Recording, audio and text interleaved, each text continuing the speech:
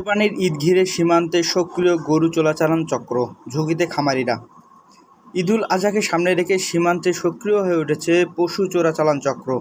রাতের আঁধারে সীমান্তের কাঁটাতারের বেড়া পেরিয়ে দেশে আসা চোরাই পশু চালান নির্দিষ্ট বাজারে টাকার বিনিময়ে বৈধ হয়ে যাচ্ছে।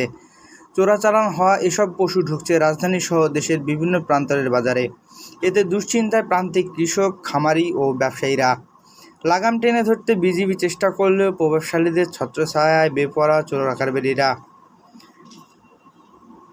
রাতে সবাই যখন ঘুমিয়ে ঠিক তখনই যেন দিনের শুরু পশু চালানকারীদের। ভারত সীমান্তে কাঁটাতার পেরিয়ে গরু, মহিষ সহ নানা ধরনের পশু চালান নির্দিষ্ট এলাকা পর্যন্ত পৌঁছে দিতে পারলেই মিলছে পারিশ্রমিক।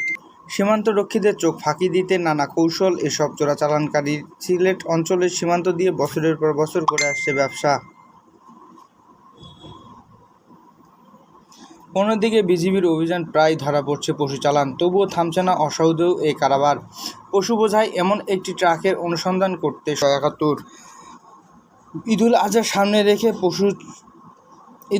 সামনে রেখে পশু চোরাচালান বাড়াতে সক্রিয় চক্রের সদস্যরা।